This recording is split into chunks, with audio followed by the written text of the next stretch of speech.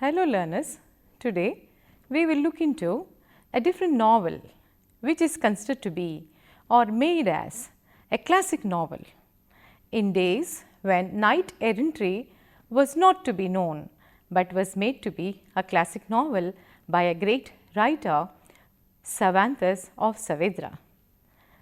The name of the novel is Don Quixote in British, and we pronounce it in American English as Don Quixote. Before we look into the novel, let us look into the objectives. The objectives are as under: to consider how the novelist Cervantes makes Don Quixote a classic novel, and also to analyze the novel from various aspects of or for a detailed study.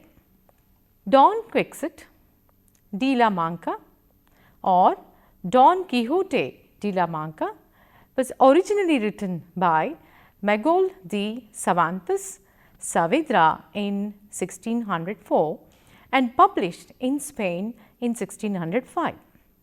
Cervantes wrote this book in 17th century, just after the Renaissance. The original title is printed as The Ingenious Hidalgo Don Quixote de la Mancha. The novel is about the adventures of Alonso Quijano, a Hidalgo who reads many chivalric novels and decides to set out to revive chivalry under the name of Don Quixote. He recruits a farmer, Sancho Panza, as a squire. He follows him and deals with Don Quixote's rhetorical orations on anticipated knighthood with a unique earthy wit. Quixote, the novel's tragicomic hero, and his main conquest in life is to revive knight errantry in a world devoid of chivalric virtues and values. He believes only what he chooses to believe and sees the world very differently from most people. Honest, dignified, proud and idealistic, he wants to save the world. As intelligent as he is mad, Don Quixote starts out as an absurd and isolated figure and ends up as a pitiable and lovable old man whose strength and wisdom have failed him. Let us look into the background, dear learners. From here, we will pronounce Don Quixote as Don Quixote, as the first translation of Don Quixote was the English translation done by Shelton in 1608 and published in 1612. In 1687, John Phillips, a nephew of John Milton, retranslated Don Quixote, announcing that it was made English according to the humor of our modern language. The influence of Don Quixote or Quixote on later literature was astounding. The work, which is in essence a parody of the time's popular chivalric romances, had been written in a realistic style. Cervantes' use of irony came to be admired, and Don Quixote came to be seen at times as a comic hero and at other times as a tragic hero driven by impossible dreams. It is believed that the influence of this work can be seen in such writers as Sir Walter Scott, Charles Dickens, Benito Paris Galdós, and in painters like William Hogarth and Pablo Picasso.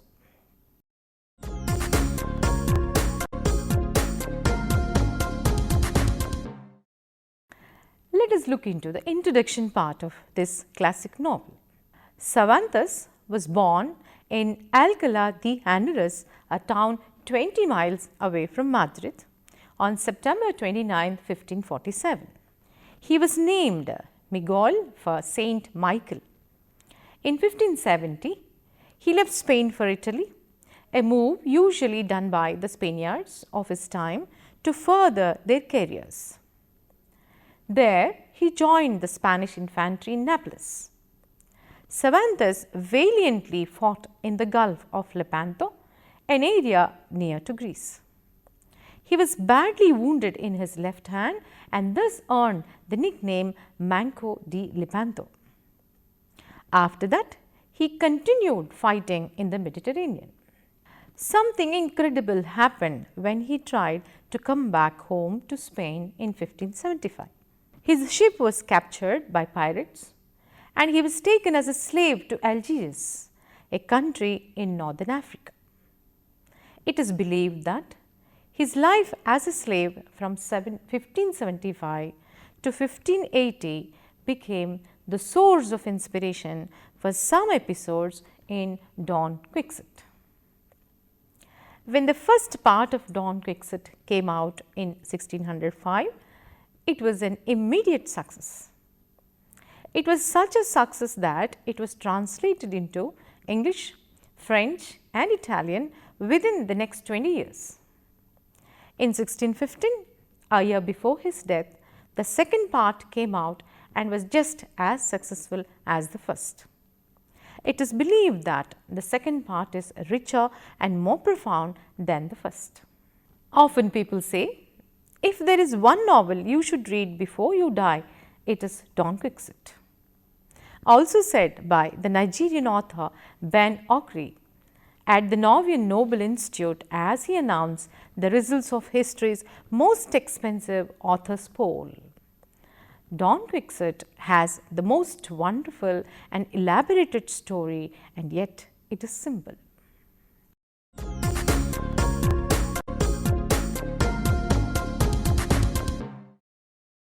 Learners, let us look into this simple and the most wonderful story of Don Quixote or Don Quixote. The summary is like this. The author introduces Alonso Quijano as a thin, lean-bodied, less than affluent man of 50. He lives quite modestly in the Spanish country village of La Manca with his niece Antonio and a housemaid.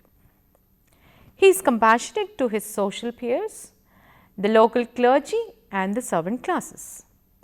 He respects the ruling classes too.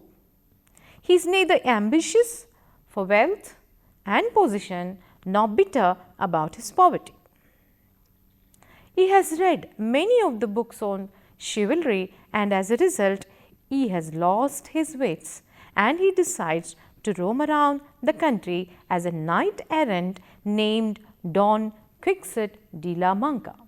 From his readings and deeds, he becomes by degrees interested and then obsessed with the codes, deeds and tales of chivalry of knights. He sells some of his farmland to buy books, and from little sleep and too much reading, his brain has dried up and he has lost his wits. He had a fancy to turn his passion knight errantry and travel through the world with his horse and armor in search of adventures with the purpose of redressing all manner of wrongs. Neither his niece nor his housekeeper can stop him from riding his old horse out into the country. Quixote's first sally ends quickly. He insists on having an innkeeper knight him into the chivalric order. Quixote believes that the inn is a castle. Quijano finally is licensed in his venture by an innkeeper who believes him to be a lord of a manor. Now, Quijano is Don Quixote de la Mancha. The tired hack and dray horse becomes elevated to Rocinante.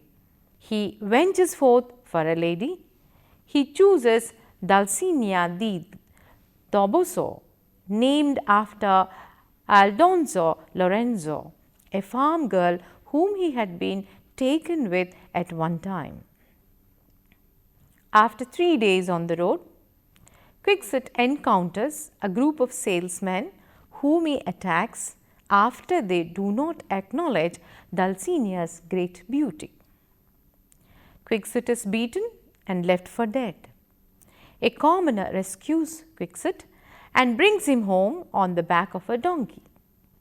He had to watch as his housekeeper, a barber, and a priest burn all his books on chivalry in an attempt to persuade him to stop his improbable quest. When Quixote recovers, he asks for his books, and his niece tells him that the sage Monoton has taken them. Quixote believes it was the sage Fristo, his mortal foe, had taken it. He persuades Sancho Panza, a plump, simple-minded but opportunistic laborer, to serve as a page by playing on his ambitions. Having found a squire, he promises Sancho his own island to govern.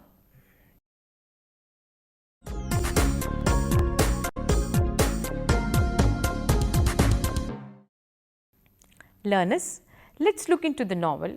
The novel is like this. Quixote or Quijano on his old horse, Panza and Sancho Panza on Dapple, his mule, set forth on their adventure. This adventure lasts for 3 weeks. The second sally provides the story for the rest of the book 1. Panza quickly realizes that his master is mad, but the squire hopes that Quixote will make good on his promise to name Sancho as the governor of an island. Quixote attacks a windmill, believing it to be a giant, destroying his lands in the process. There is a peaceful and pastoral interlude when Quixote joins the goatherds who mourn the death of their friend Quixote, a poet who died of a broken heart. Continuing on the road with Sancho, Quixote has a run-in with some horse breeders, and he is beaten so badly that Sancho has to quickly get the night to an inn. Quixote perceives the inn to be a castle and believes the innkeeper's daughter to be a beautiful princess who has promised to come to his bed during the night. Quixote caresses Maritornes, a half-blind, hunchbacked servant girl. Her lover, a mule carrier, beats Quixote. In the darkness, a brawl rages and Quixote passes out. Having heard the commotion, Sancho fears that Quixote is dead. He refuses to pay the bill. He believes that the castle is to be an enchanted castle and he is offended to pay. Sancho does not escape easily. He is tossed in a blanket and his bags are stolen. Quixote murders some sheep, loses some teeth, steals a barber's basin, believing it to be Mambrino's helmet. Quixote also gets involved in several altercations and violent disputes while travelling on the road. Interspersed, we have a series of stories and moral tales illustrating pastoral storytelling and its tradition in Spain. We can hear the description of the golden age of mythology told during the supper time shared with goatheads who do not understand a word of what he says. Quixote addresses a company at the inn in a debate about whether the career of arms is superior to that of letters or vice versa.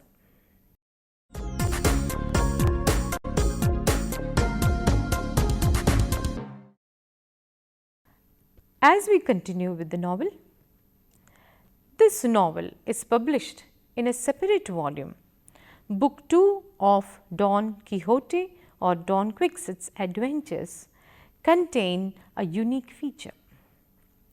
Shortly after Book 1 was published and Cervantes was at work on Book 2, he got word of the appearance of a pirated book too, in which the author, a writer named Avellaneda, presumed to write further adventures of the knight, going so far as to renounce his service to Dulcinea.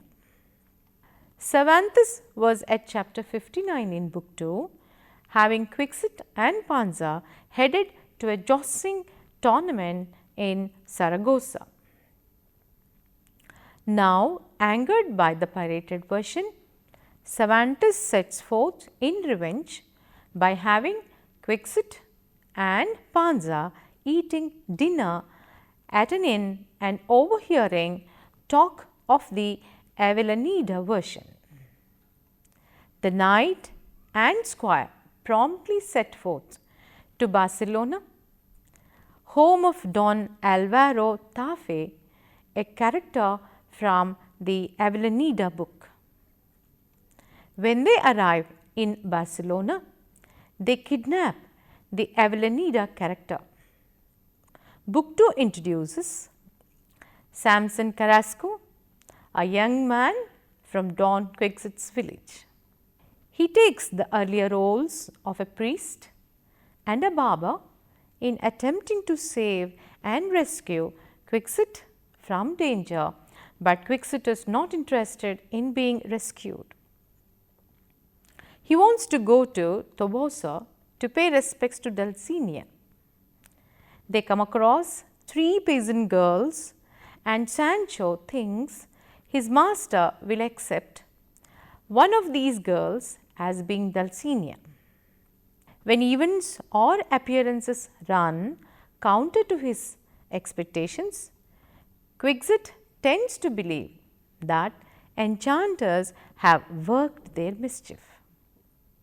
He thinks they made Dulcinea look like an ugly peasant girl.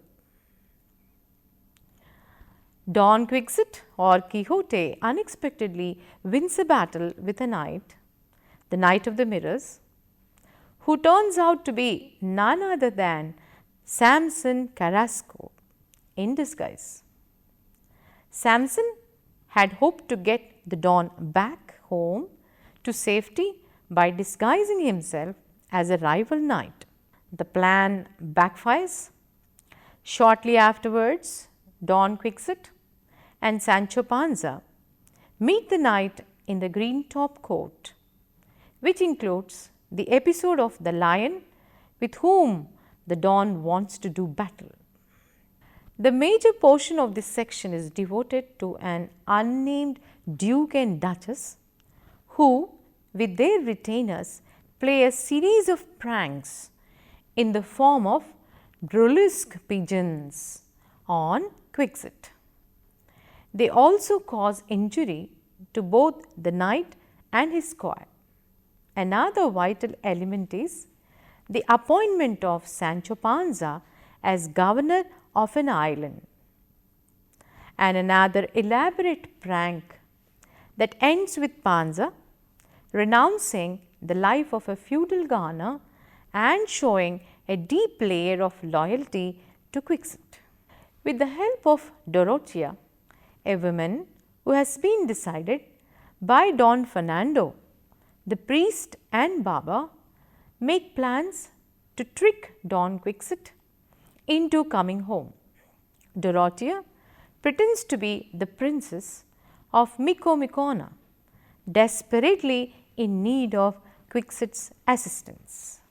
The final chapters of the novel combine a romantic intrigue with the comedy of errors surrounding Don Quixote. Dorothea is reunited with Don Fernando and Cardenio is reunited with Lucinda. This takes place at the same inn which Quixote visited earlier.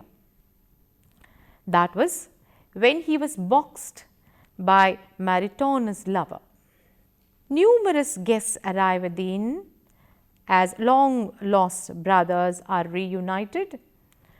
2 other pairs of lovers are blessed and Don Quixote is almost arrested.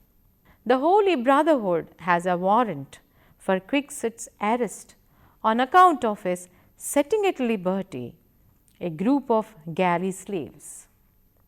The priest begs for the officer to have mercy on Quixote because the knight was insane.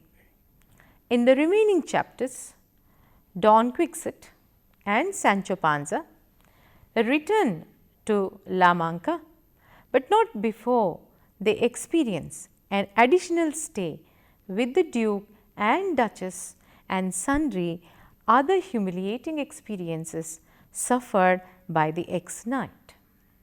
When they arrive home, Don Quixote, apparently broken in spirit, is put to bed. After a long sleep, he declares his name to be Alonso Quijano once more and appears to have regained his reason. Shortly after this, he denounces chivalry and knighthood and then dies among the lamentation of friends.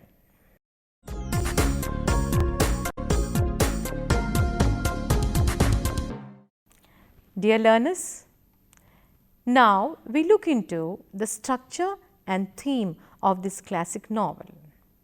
The features which provide some references which include Lazarillo D. Thomas and The Golden Ass.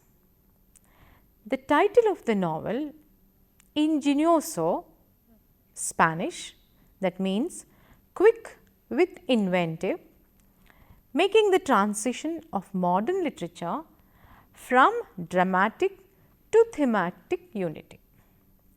The novel takes place over a long period of time. Many adventures are all united by common themes of the nature of reality and dialogue in general.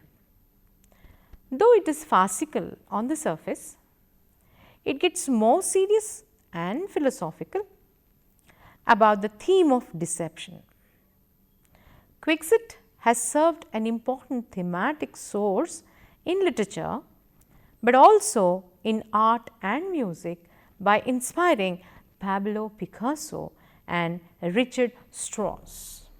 Cervantes helped move beyond the narrow literary conventions of the chivalric romance literature that he spoofed, which consists of straightforward retelling of a series of acts that redound to the knightly virtues of the hero. It stands in a unique position between medieval chivalric romance and the modern novel. The former consists of disconnected stories featuring the same characters and settings with little exploration of the inner life of even the main character. The latter are usually focused on the psychological evolution of their characters.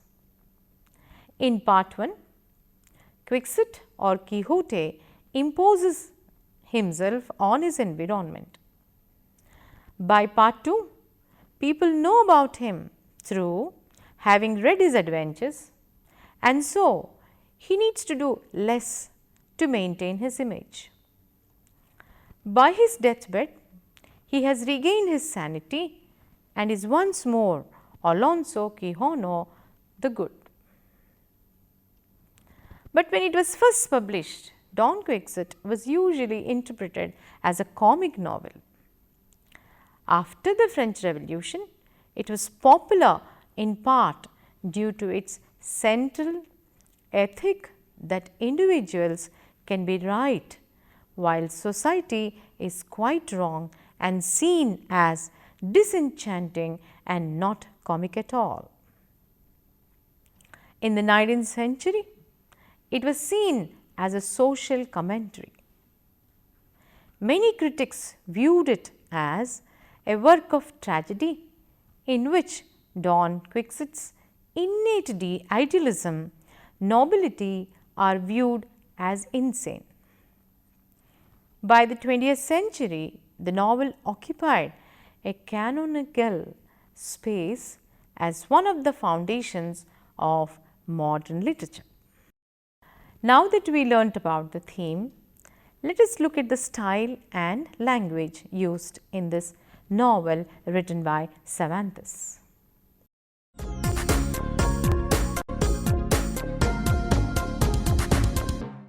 Cervantes wrote this book in the form of Old Castilian, the medieval form of Spanish language. Old Castilian is spoken only by Don Quixote.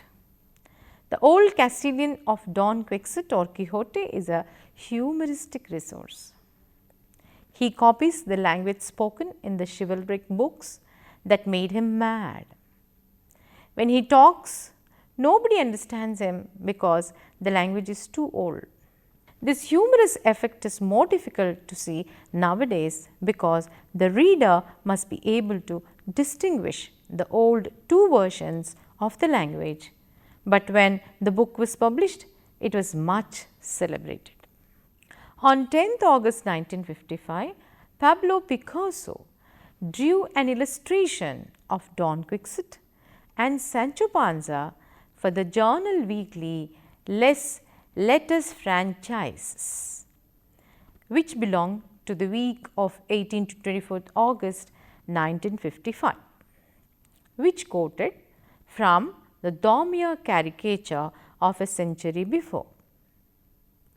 Widely produced today, it is the iconic image used by the Spanish government to promote Cervantes and Don Quixote. Dear learners, I think you have learnt the different images, themes, the paintings and the other versions of this classic novel written by Cervantes about Don Quixote de la Mancha. Thank you.